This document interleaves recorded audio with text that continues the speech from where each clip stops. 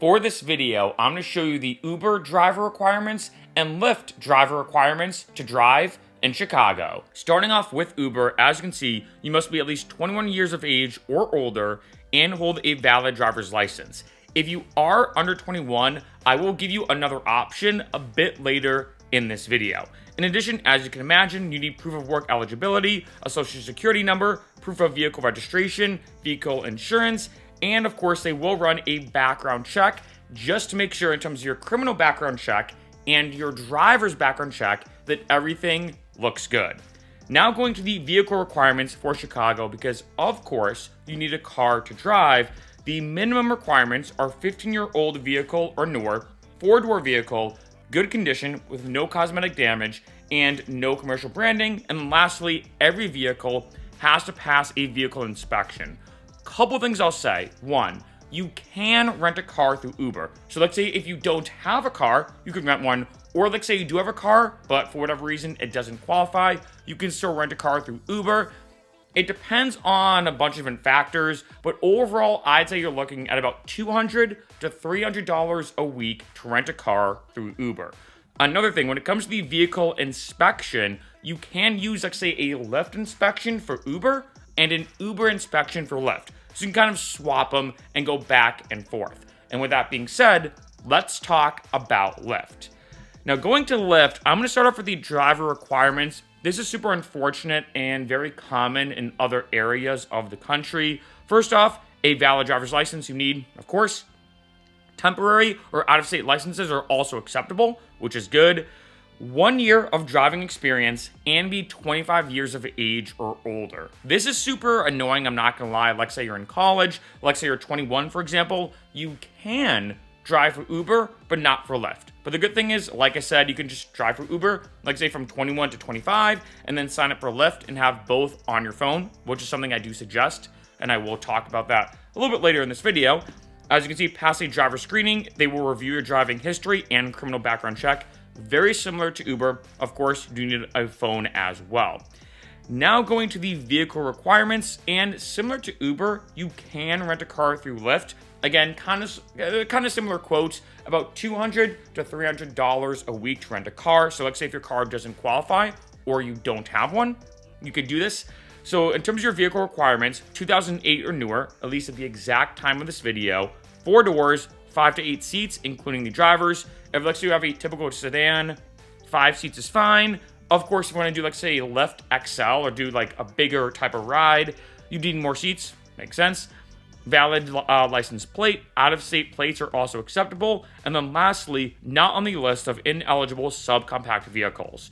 Going down to your document requirements, gonna be honest, a lot of these are very similar to Uber, where you need proof of vehicle insurance, proof of vehicle registration, and proof of vehicle inspection. But remember, like I said, you can use the Uber inspection for Lyft and vice versa. Now I want to give you 3 huge pro tips when it comes to signing up for Uber and Lyft. 1, make sure you sign up with somebody's code. The sign-on bonuses for both Uber and Lyft can be very high, anywhere between, let's say, $350 upwards of $800. I've even heard of some drivers making $1,000 as their sign-on bonus.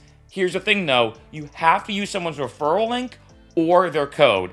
And I do want to stress, yes, I do have mine in the description of this video, but I'm not just saying this so you use my code. You can use your friend's code, you can use pretty much anybody's code, doesn't matter. Here's the thing and the reason why I say this. When I signed up for both Uber and Lyft, Lyft was running, for example, a promotion where you get $1,000 if you signed up. And I got nothing.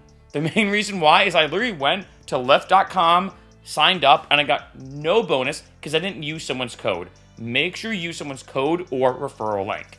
The second thing, sign up with both apps.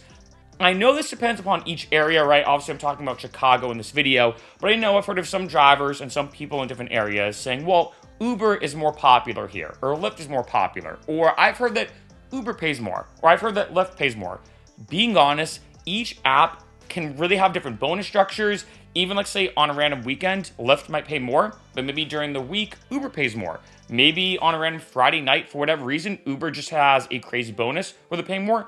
Maybe it's Lyft. By signing up with both apps, you can get the best of both worlds depending on what's going on and especially the bonus structures. Last thing I want to talk about is Uber Eats. Like I mentioned, which is really unfortunate, to drive for Uber in Chicago, you must be 21 years or older. For Lyft, 25 years or older. But let's say you still want to do a gig type job in the gig economy, have a flexible schedule, Uber Eats is a great option. As you can see, depending on your type of vehicle, the age requirements are a bit different. If let's say you want to use a car or a motorized scooter, for example, you can only be 19 years or older. So if you, let's say, just got out of high school and you're trying to figure out what you want to do, this is a great option. In addition, if let's say you want to deliver on foot or with a bicycle, you only have to be 18 years or older. So that is an amazing option. I will say, as you can imagine, when it comes to delivering on a bicycle, and I'm talking about just like a typical bike or especially on foot, the exact layout of your city definitely has a massive impact on this. So for example, if you're in New York City, this is definitely a lot more accessible, and let's say if you want to deliver on foot, a lot easier compared to, let's say, if you're in an area where things are very spread out. On foot may be near impossible, especially, let's say, if the food's gonna get cold, etc., etc. If you want to deliver on a bicycle, of course, that makes things a lot easier. And hey, it's almost like getting paid to work out, because of course, biking to and from the restaurant to the person's place is a great workout in itself. And one good thing about Uber I will mention, because a lot of people have asked me this, if you sign up for Uber, it automatically signs you up for Uber Eats. And depending on the area, sometimes Uber Eats actually pays more than Uber.